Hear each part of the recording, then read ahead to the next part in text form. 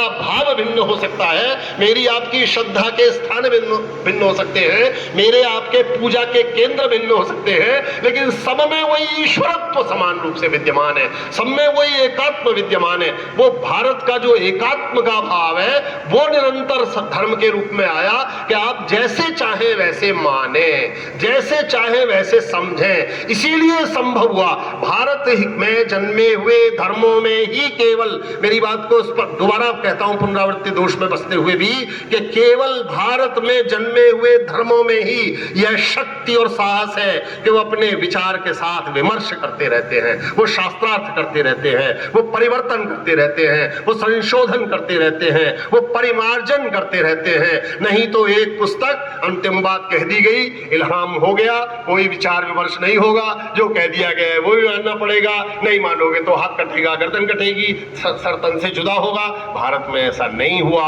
भारत में इसलिए ऐसा नहीं हुआ, मैं कहता हूं बहुत अधिकार पूर्वक, हमने किसी सुकरात को बहुमत से विष देकर नहीं मारा, हमने किसी गैलीलियो पर पत्थर नहीं फेंके, हमने किसी भी प्रकार के भ्रूणों को आत्महत्या के लिए बाध्य नहीं किया। हमने समाज में सबको अपने विचार रखने दिए, कोई हमारे विचार से सहमत हो न हो, वो हमारे विचार जैसा हो न हो, वो हम जैसा पहनता हो न हो, वो लेकिन जो करता हो वो हमसे शत्रु नहीं हो सकता, हमारा विरोधी नहीं हो सकता, वो हमसे असहमत हो सकता है, उसके विचार हो सकता है वो मुझे कन्विंस कर ले, मेरा समाधान कर ले कि उसके विचार अच्छे हैं, मैं उसका समाधान कर लूं कि मेरे विचार अच्छे हैं, या दोनों ये समाधान कर ले कि दोनों के विचार अच्छे हैं, साथ साथ जिएंगे, साथ साथ रहेंगे। इसलिए वेद का ऋषि ये भी कहता है संगच्छध्वम संवदध्वम। इसलिए भारत ने हमेशा से एक बात महत्वपूर्ण मानी, और जहां मैं लौटता हूं अपनी मुख्य विषय पर कि मानव कल्याण, भारत की संसार की एकमात्र सभ्यता है जिसने केवल अपने धर्मावलंबियों नहीं सबकी चिंता की। ये जो आपने अभी ओंकार मंत्र पढ़ा उसमें भी सब क्या बात थी, सबकी बात, सर्व की बात। ये सर्व भारत का सबको समाहित करता है, वो पृथ्वी पर जो हो उसको समाहित करता है। वो किसी स्थान में, किसी देश में, किसी महाद्वीप में, किसी राष्ट्र में, किसी राज्य में रहता हो, लेकिन सबकी चिंता करता है, और ये भारत में जन्मे हुए सभी धर्मों में समान रूप से विद्यमान है। इसीलिए भारत में मानव कल्याण सारे ज्ञान का आधार है। ज्ञान का आधार कभी भी ऐसा विकास नहीं है जो किसी दूसरे को कष्ट पहुंचाए। मैं आधुनिकता की ओर एक बार आऊं, समकालीनता की ओर एक बार आऊं, तो आज जिसे ज्ञान कह रहे हैं, मुझे कई बार लगता है हमें कुछ प्रारंभिक वर्षों में पढ़ाया जाता था कि जो अज्ञान है, अशिक्षा है, गरीबी है, ये लोगों में आतंकवाद ले आती है, क्रोध ले आती है, हिंसा ले आती है। लेकिन मैंने आपने 9/11 में देखा, जो 5 बड़े बड़े शहरों से अमेरिका के 5 हवाई जहाजों को लेकर चले और उन्होंने 2 ट्विन टावर्स में उन्हें सटीक रूप से मार दिया, हजारों लोगों को मार डाला। वे पढ़े लिखे थे, वे शिक्षित थे, वे ट्रेन्ड इंजीनियर्स थे, वे अशिक्षित नहीं थे, बस वो शिक्षित थे, ज्ञानी नहीं थे। भारत ज्ञान की पूजा करता है, शिक्षा की नहीं। इसीलिए भारत में शिक्षा को, विद्या को महत्वपूर्ण माना गया, विद्या को महत्वपूर्ण माना गया, शिक्षा को नहीं। क्योंकि शिक्षा केवल सीखना है, शिक्षा केवल एक यांत्रिक रूप में जानना है। ज्ञान अंतस आत्मसात करना है, अंतस तक पहुंचाना है, चरित्र में लाना है, आचरण में लाना है, व्यवहार में लाना है, संस्कार में लाना है, परंपरा में लाना है। ये जो ज्ञान है ये इस रूप में। इसलिए एक छोटी सी कथा आपको सुनाता हूं। हमें बहुत सारे लोग कई बार ऐसा बताते हैं, आज हमने बहुत बड़ी संख्या में अपने समाज के ऊपर दोषारोपण के रूप में कुछ प्रवृत्तियां सुनी हैं, वो पढ़ाई भी जाती हैं। हमारे भारतीय समाज में महिलाओं की हत्या की जाती है, भ्रूण हत्या कर देते हैं, लड़कियों की जल्दी विवाह कर देते हैं, उनके साथ अच्छा व्यवहार नहीं करते हैं, ये इस प्रकार की सती प्रथा की जाती है, ये हम पर आरोप लगाए जाते हैं। लेकिन मैं प्राय यह प्रश्न खड़ा करता हूं, ये भारतीय समाज में यदि ये कुप्रवृत्तियां आई तो किस कारण आई, ये भी तो बताओ। किसके लिए आए ये भी तो बताओ। हम अपने समाजों में कोई सभ्य समाज, आप हम इतने सारे सभ्य लोग बैठे हुए हैं, कोई बर्बर लोग अभी आए तो हम बर्बरता से उनका मुकाबला नहीं कर सकते। सभ्य समाज कभी बर्बरताओं का, क्रूरताओं का मुकाबला करना नहीं जानता है, वो तर्क करना जानता है, वो संवाद करना जानता है, वो बातचीत करना जानता है। दुर्भाग्य ये हुआ कि भारत ने जब भी कोई आक्रमण हुआ, जब भी कोई बाहर से आया, जब भी कोई हमारे साथ आया तो हमने उसे समाहित कर लिया, अपना सा बना लिया, कुछ उसका सीखा, कुछ अपना सिखा दिया। शकों ने, हूणों ने, यवनों ने, म्लेच्छों ने, पठानों ने, सबने हम पर आक्रमण किए, हमने सबको अपना जैसा बना लिया। लेकिन जब कासिमों ने, गजनियों ने, गौरियों ने, खिलजियों ने, लोधियों ने, ऐबकों ने, गुलामों ने हम पर आक्रमण किए, मुगलों ने जब हम पर आक्रमण किए, मंगोलों ने, तैमूरों ने, अलाउद्दीनों ने जब हम पर आक्रमण किए तो हम उस बर्बरताओं का सामना करना नहीं जानते थे। हम नहीं जानते थे कि एक व्यक्ति एक दिन में एक शहर में 2 लाख आदमी मार देगा, हम उससे कैसे निपटे, क्योंकि हम एक सभ्य समाज थे। सभ्य समाज होने का एक दुष्परिणाम यह भी हुआ कि सबसे पहले हमने अपने घरों में 2 सुरक्षा व्यवस्थाएं करनी प्रारंभ की। अपनी मूर्तियों को, अपने पूजा के स्थानों को, उनको सुरक्षित किया और अपनी महिलाओं को, बहु बेटियों को सुरक्षित करने के प्रयास किए। उसमें कुछ कुप्रवृत्तियां आई, समाज बदल रहा है। भारत एक ऐसा देश है जो सहस्रों वर्षों से अपनी कुरीतियों के विरुद्ध भी स्वयं खड़ा हो जाता है। उसी समाज में से कुछ लोग आ जाते हैं जो कहते हैं ये जो परंपरा से चल रहा है ये ठीक नहीं है, इसमें नया करने की आवश्यकता है। इसी परंपरा में से, ये मैं कहता हूं 6ठी शताब्दी ईसा पूर्व में, इसी परंपरा में से भगवान महावीर आ जाते हैं, वैदिक परंपरा में से कुछ छोड़ते हुए अहिंसा परमो धर्म का मार्ग पर आपके सामने लाते हुए वे विचार रख देते हैं कि जो कर्मकांड है, ये जो बलि प्रथा है वेदों की, ये स्वीकार्य नहीं है। सबके प्रति करुणा का भाव, त्याग का भाव वो उसमें ले आते हैं। इसीलिए ज्ञान भी सामान्य ज्ञान नहीं, सम्यक ज्ञान, इसीलिए उसे वो ज्ञान को भी श्रेष्ठ ज्ञान, सम्यक ज्ञान, आजकल उसे कहते हैं एप्रोप्रिएट, उपयुक्त ज्ञान। वो सम्यक का अर्थ ही मूल रूप में यही है। वो एप्रोप्रिएट की परिभाषा कैसे हो, वह भी नियमित रूप से, निरंतर रूप से, अनवरत रूप से हम में से सबको उसका परिष्कार करने का अधिकार है। कोई आपसे ये नहीं कह सकता भारत में। इसीलिए हमने जैन समाज में भी दो प्रकार के वर्ग चले गए, श्वेतांबर, दिगंबर, उसमें भी 13 पंथी अलग, ये अलग, कोई एक दूसरे से शत्रुता नहीं है। मुझे तो वही मिले थे, महावीर पाटनी जी अभी उन्होंने बताया, लाडनू में मिले थे। ये भारत में ही ऐसा संभव हुआ को एक विचार है, दूसरा विचार भी है। हमारे ही घरों में ऐसे लोग मिलेंगे जो एक धर्म का पालन करते हैं, दूसरे धर्म का पालन करते हैं, एक ऐसे मिलेंगे जो किसी का भी पालन नहीं करते, ऐसे मिलेंगे। हिंदुओं के समाज में आपको ऐसे बहुत मिलेंगे, वो गणेश जी को पूजते हैं, वो पार्वती को, दुर्गा की पूजा करते हैं, वो शिव जी की करते हैं, वो किसी की भी नहीं करते। और कोई किसी को मिल जाए, घरों में जो मूर्तियां रखी हुई हैं, घरों में छोटे छोटे मंदिर बने हुए हैं, मेरे घर में भी एक बना हुआ है। और जब कभी किसी कार्यक्रम में गए, किसी ने मुझे महावीर जी की दे दी, प्रतिमा दे दी, तो वो भी वहीं स्थापित है। और किसी ने शिरडी वाले बाबा की भी दे दी तो वो भी वहीं स्थापित है। किसी ने बुद्ध की दे दी तो वो भी वहीं स्थापित है। और ये इस्लाम ने तो रखनी शुरू नहीं की, यदि वो दे दे तो हमसे भी वहीं रख लेंगे, हमें कोई आपत्ति नहीं होगी। हम, भारत इतना समावेशी है, भारत ही इतना समावेशी संभव है, और कहीं संभव नहीं था। इसलिए कहता हूं कि ये प्रारंभ से कहा जैसे ये पृथ्वी सबको साथ रख लेती है। ये तो कोई भेदभाव नहीं करती, ये तो मुझसे आपसे नहीं पूछती, पाटनी जी आपका धर्म कौन सा है, पाटलियार जी आपका धर्म कौन सा है, संजीव शर्मा आपका धर्म कौन सा है, ललित जी आपका धर्म कौन सा है, तो नहीं पूछती। वो व्यक्ति के रूप में, मनुष्य के रूप में, मानव के रूप में, जीवधारी के रूप में स्वीकार करती है। जो उसका देय है वो देती है, जो पाथेय है वो प्रदान करती है, जो प्राप्तव्य है वो हम प्राप्त करते हैं। ये भारत की भाव भूमि है जो हमारे धर्मों में संचरित होती है। इसीलिए ज्ञान की एक कथा मैं आपको सुना रहा था, पाटनी जी ने और हमारे राजकुमार जी ने एक सभा लगाई है, ऐसी एक सभा की कथा सुनाता हूँ। तो एक सभा लगी हुई है बहुत बड़ी, और उस सभा में राजा जनक का दरबार है। जनक के दरबार में सब शास्त्रार्थ करते हैं। कोई भी प्रश्न किसी से खड़ा करता है, हमारे वो गुरुकुल के प्रधानाध्यापक जी बैठे हैं, उन्होंने आज बहुत सारे ज्ञान की बातें मुझे बताई। तो कुछ प्रश्न वो खड़ा करते हैं, तो वो कहते हैं कोई प्रश्न का दूसरा उत्तर दे देगा।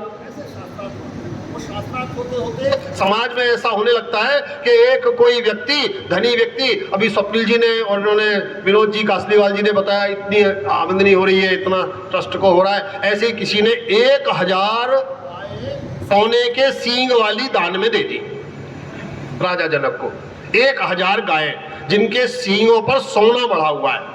अब राजा जनक ने कहा मैं इनका क्या करूंगा, तो ये किसी को दे देता हूं। तो ये जो इतनी बड़ी सभा है, इसमें जो सबसे बड़ा विद्वान हो वो इन गायों को ले जाए। उन्होंने मंच से घोषणा कर दी, भाई आप में जो सबसे बड़ा विद्वान हो वो इन गायों को ले जाए। तो वहां एक बड़े वरिष्ठ बैठे, वो वरिष्ठ आचार्य अपने एक विद्यार्थी से कहते, बेटा सामश्रवाई गाय ले चलो।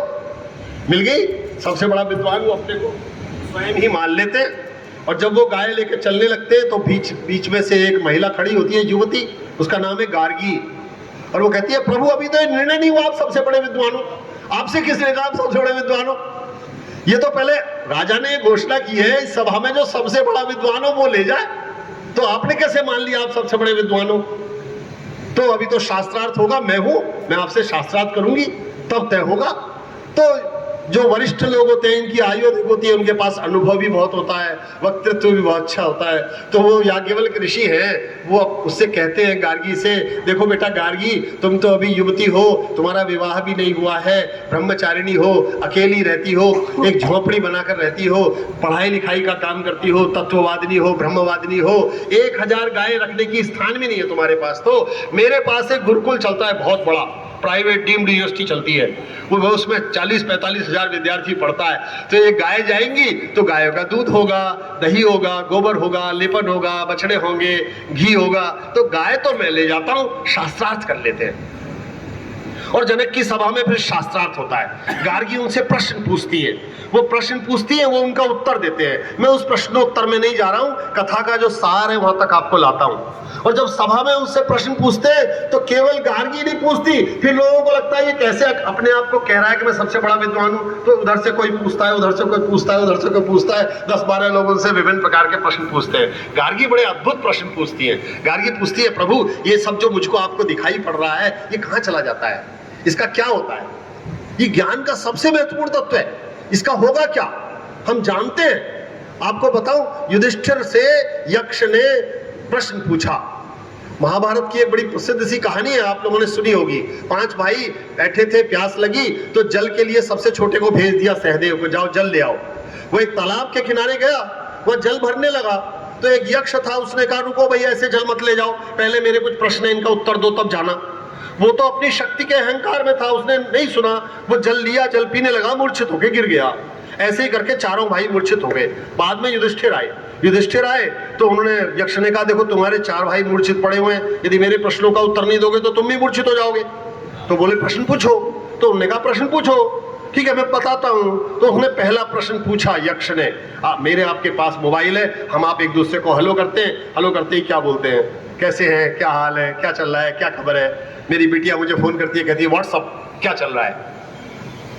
यक्ष ने पहला प्रश्न यही पूछा, का वार्ता, क्या खबर है, क्या चल रहा है। का वार्ता किमाश्चर्यम, आश्चर्य की क्या बात है। कह पंथा, रास्ता क्या है जीवन के लिए। कश्च मोदते, प्रसन्न कौन रहता है। ये प्रश्न पूछ रहा है यक्ष, युधिष्ठिर उसका उत्तर दे रहे।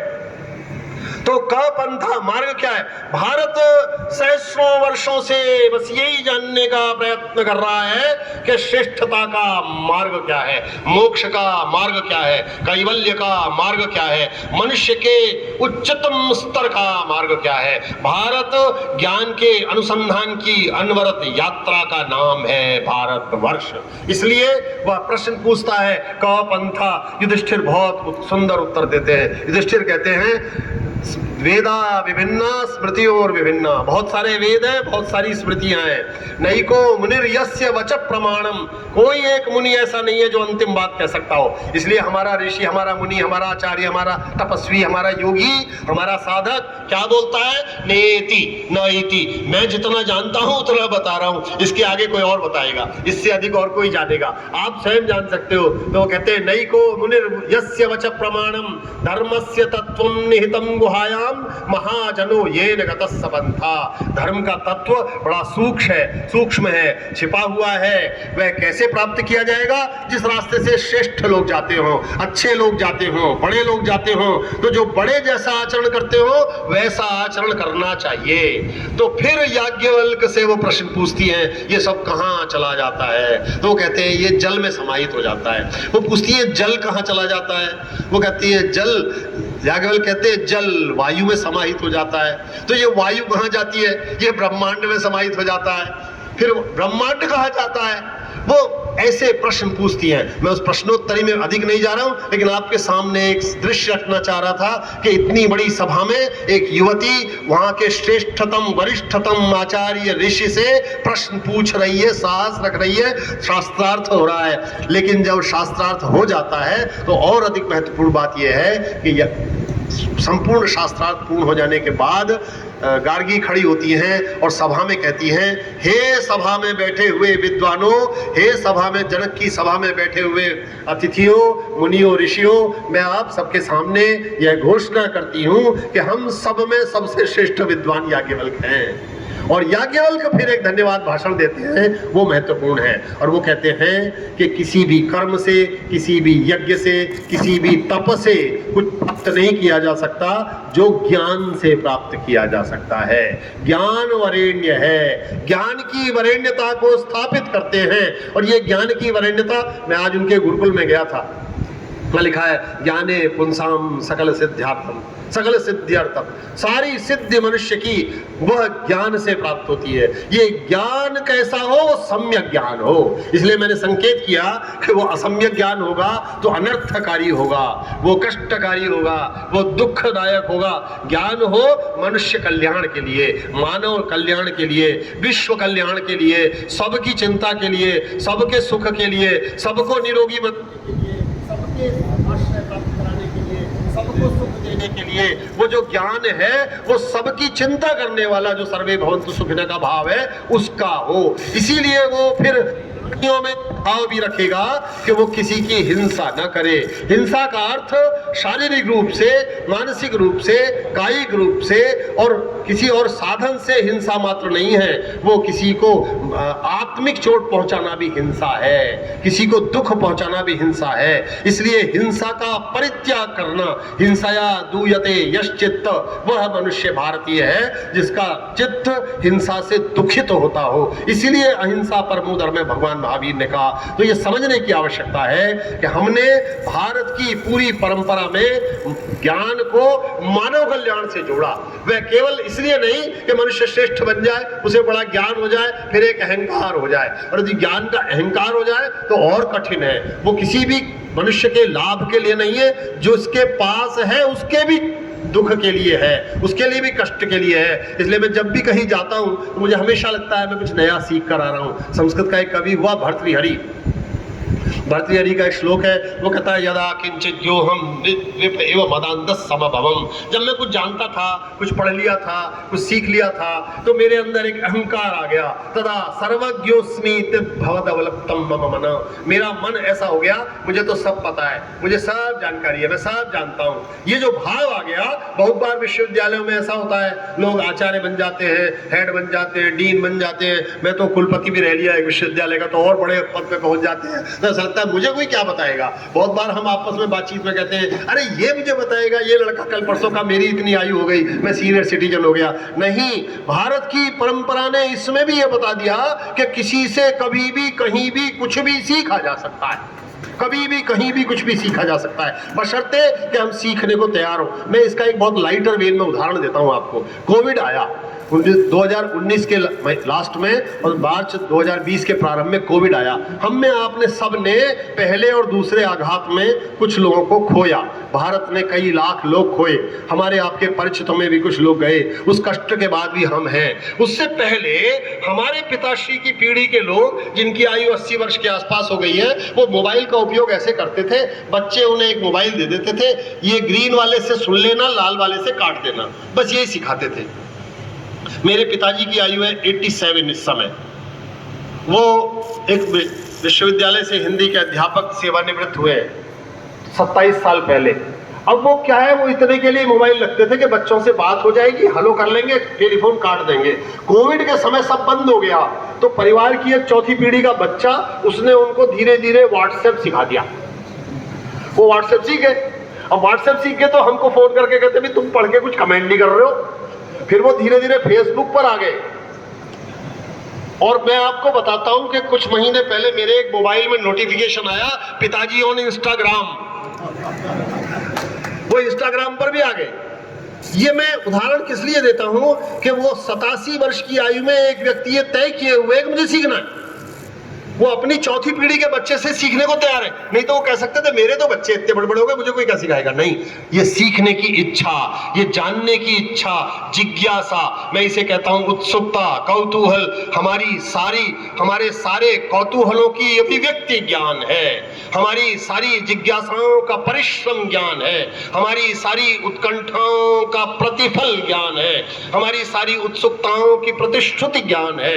हमारे सारे सुख के साधनों की चिंता का परिणाम ज्ञान है। ज्ञान हम तब प्राप्त करते हैं जब हम कुछ अच्छा करना चाहते हैं। तो अच्छा करने की इच्छा, और वो अच्छा करना मेरा मात्र इच्छा नहीं, मेरा भला होने से कुछ नहीं होगा, सबका भला होगा तभी मेरा भला होगा। इसलिए हम कहते हैं धर्म की जय हो, अधर्म का नाश हो, प्राणियों में सद्भाव हो। ये जो सबकी चिंता है, सबके सुख का भाव है, ये जो आपने अभी प्रार्थना की, ओंकार मंत्र किया, इसमें भी सबकी चिंता की, सबके सुख की बात की। ये जो सर्व कल्याण है, ये ज्ञान की प्राथमिक आवश्यकता है। इसलिए भारत के ऋषि ने हमेशा कहा, वेद का ऋषि कहता है, स्योना पृथ्वी भवन ऋक्षरा निवेशनी यच्छा शर्मा सप्रथ। यह पृथ्वी सबके लिए सुखकारी हो, कल्याणकारी हो, कंटक रहित हो, कष्ट रहित हो, आनंददायक हो, सबके लिए हो। और यह केवल भारत में पाली, प्राकृत, मागधी, अर्धमागधी, संस्कृत मात्र में नहीं कहा गया, भारत की सभी भाषाओं में कहा गया। तमिल का एक कवि हुआ है संगम लिटरेचर का, उसकी एक बड़ी प्रसिद्ध उक्ति है, यादमुरे यावरम केलिनर।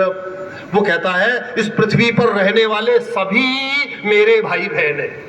इस पृथ्वी पर रहने वाले सभी, वो सब की चिंता करना। इसीलिए मानव कल्याण का मुख्य काम भारत की ज्ञान परंपरा इस रूप में रखती है कि वो किसी से भी, कभी भी, कहीं भी कुछ भी प्राप्त किया जा सकता है। तो भारतीय जी ने कहा, जब मुझे लगा कि मैं कुछ जान गया हूं तो मुझ में अहंकार आ गया। फिर क्या हुआ, यदा किंचित किंचित बुद्ध जन सकाशा दवगतम। जब मैं पढ़े लिखे लोगों में बैठने लगा, विद्वानों में बैठने लगा, जब बाहर निकलने लगा, नए लोगों से मिलने लगा, नई जगह जाने लगा, उनकी बातों को सीखने समझने लगा, तब मुझे ये पता चला, तदा मूर्खोस्मि ज्वरैव मदो मे व्यपगत।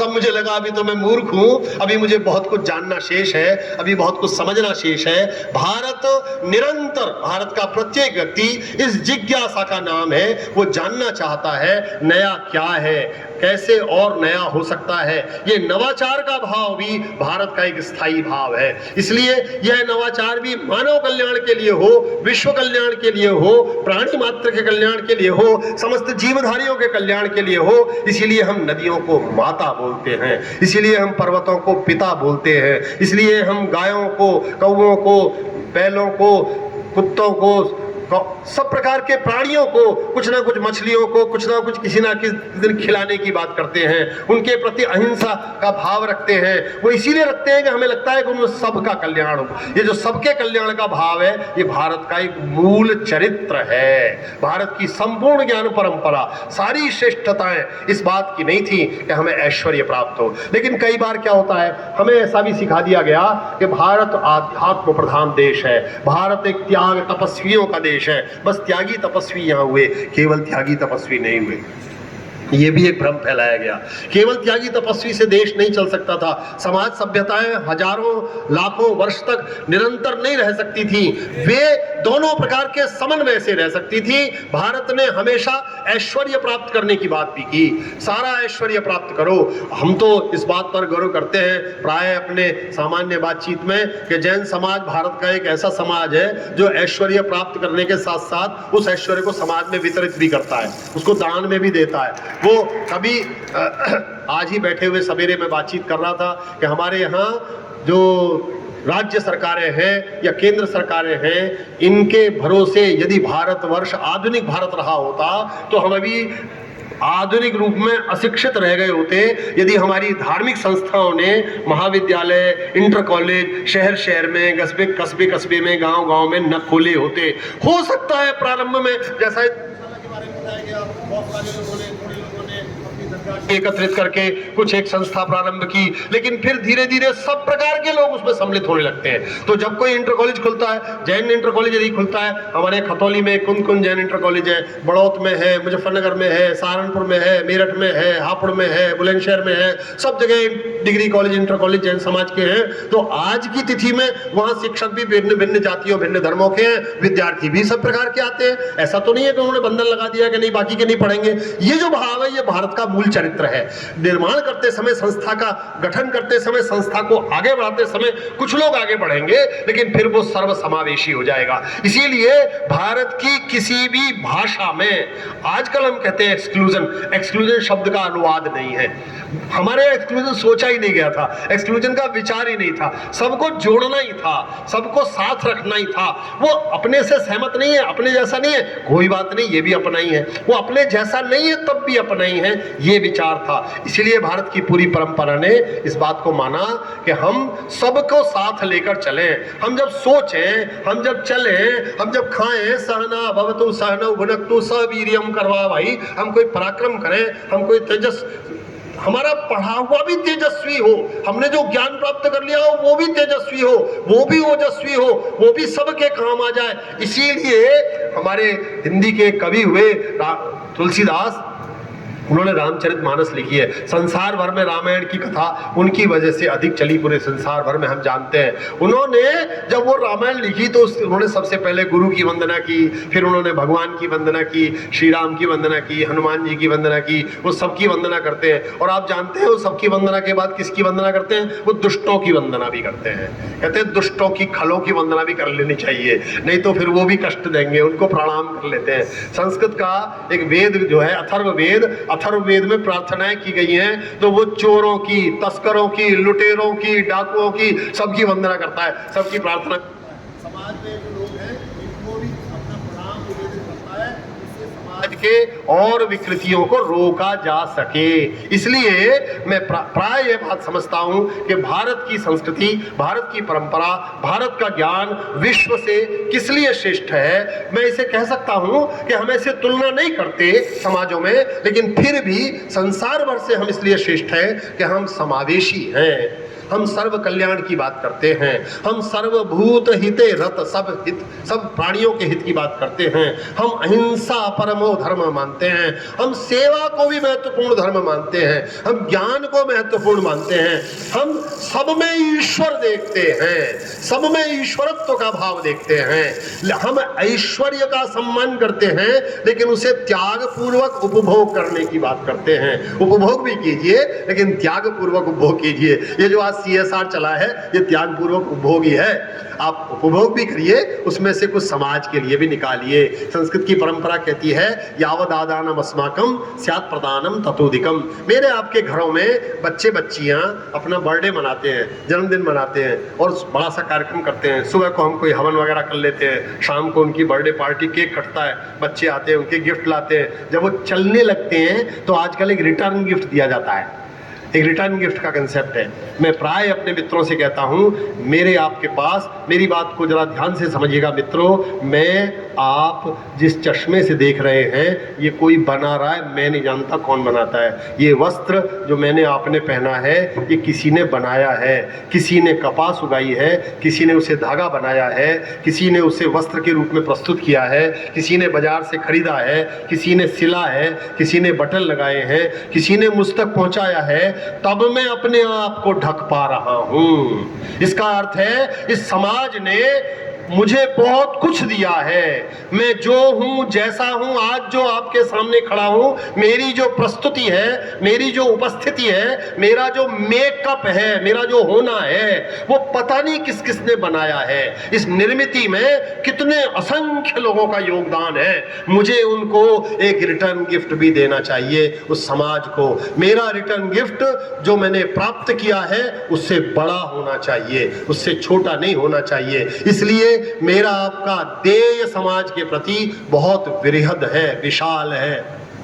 और भारत की ज्ञान परंपरा मानव को ये भी बताती है कि जो हम प्राप्त कर रहे हैं उतना ही हमें देना भी है। हमने पाया है, हम कहते हैं, मैं कहता हूं बहुत साहस से आपके सामने, जो भी कोई ये कहता हो कि मैं सेल्फ मेड मैन हूं, वो झूठा है या अपने कृतज्ञ है। वो समाज उसे बनाता है। हम आप जब बने हैं, मेरे विद्यार्थी पीएचडी करते हैं, मैं लड़कियां आती हैं, मैं उनसे कहता हूं अपनी पीएचडी में धन्यवाद लिखती हैं वो अपने गुरुजी को, गाइड को, हेड को। मैं उनसे कहता हूं अपनी माता जी को, अपनी बहनों को, अपने पिताजी को, अपनी सास को, अपनी ननद को, अपनी देवरानी को, सबको धन्यवाद दे। यदि इन्होंने कष्ट दे दिया होता तो पीएचडी कर नहीं पाती। उन्होंने सहायता की तब तो कर पाई है। इसलिए जो भी जीवन में आपका किसी प्रकार का भी सहायता करता है, हमारी परंपरा में एक बात कही, युधिष्ठिर से भीष्म ने कहा, किसी भी प्रकार के पाप की निष्कृति है।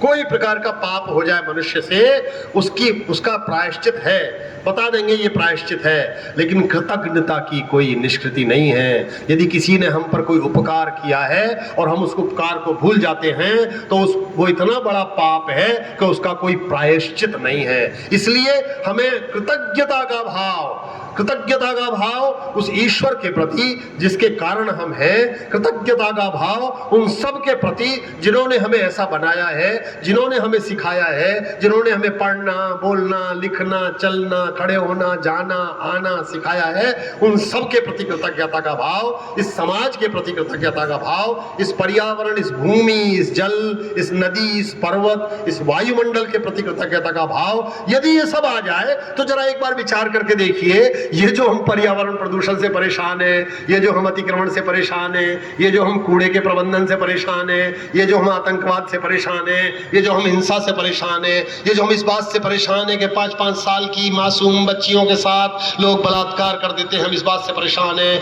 हम जो ये लव जिहाद से परेशान है, हम जो ये भूमि जिहाद से परेशान है, ये सब असंभव होगा यदि हमारी ये सांस्कृतिक परंपरा, हमारी धार्मिक परंपरा हमारे आचरण में, हमारे व्यवहार में पहुंच जाए, हमारे भाषण मात्र में नहीं।